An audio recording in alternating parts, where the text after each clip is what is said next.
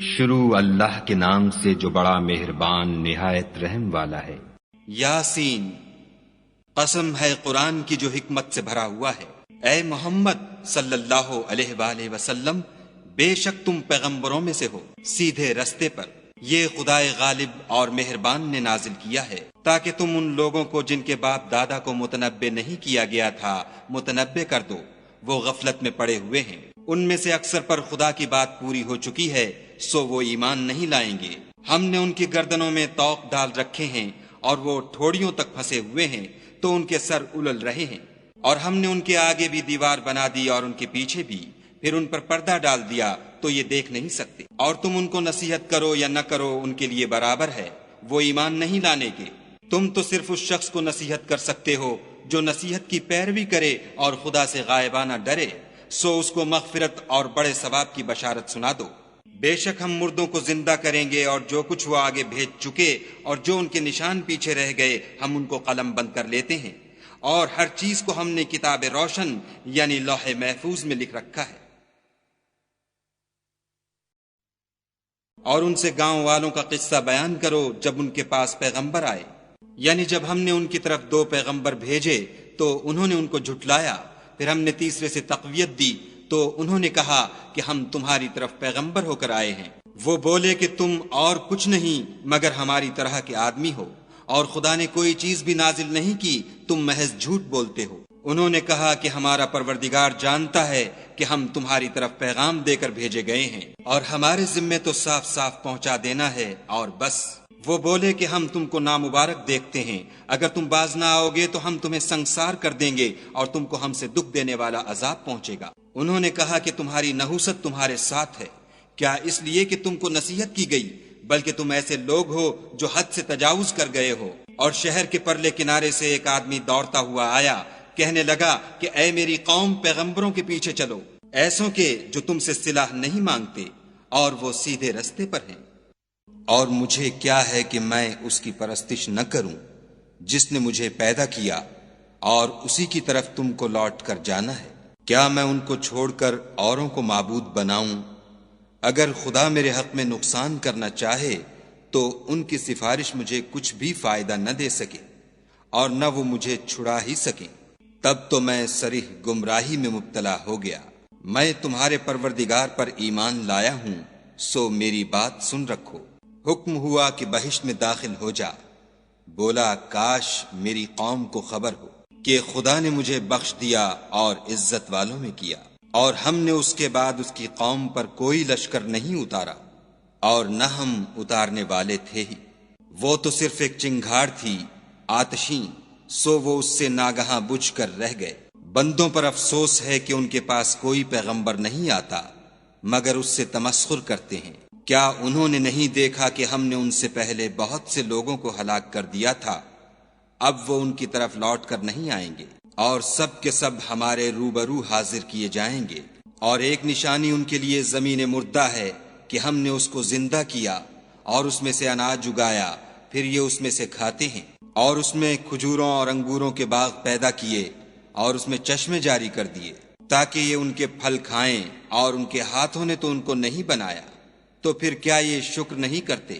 وہ خدا پاک ہے جس نے زمین کی نباتات کے اور خود ان کے اور جن چیزوں کی ان کو خبر نہیں سب کے جوڑے بنائے۔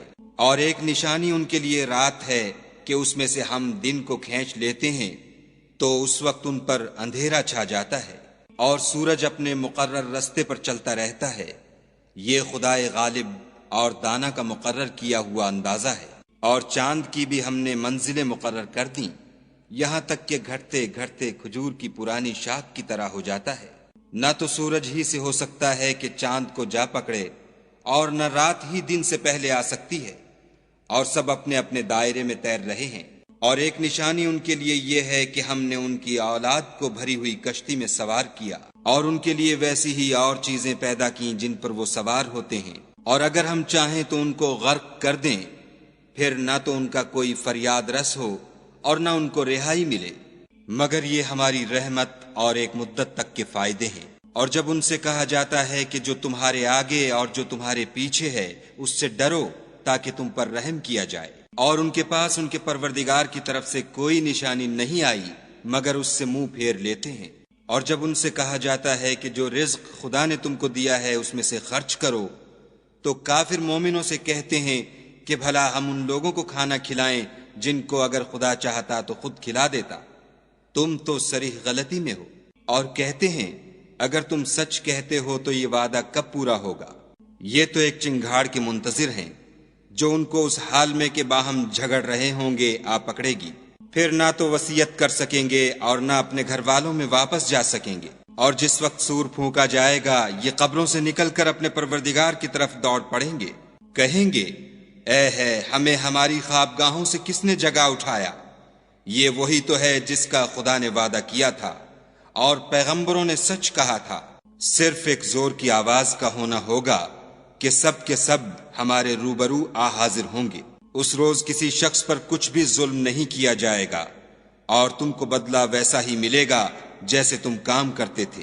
اہل جنت اس روز عیش و نشاط کے مشغلے میں ہوں گے، وہ بھی اور ان کی بیویاں بھی سایوں میں تختوں پر تکیے لگائے بیٹھے ہوں گے، وہاں ان کے لیے بیوے اور جو چاہیں گے موجود ہوگا۔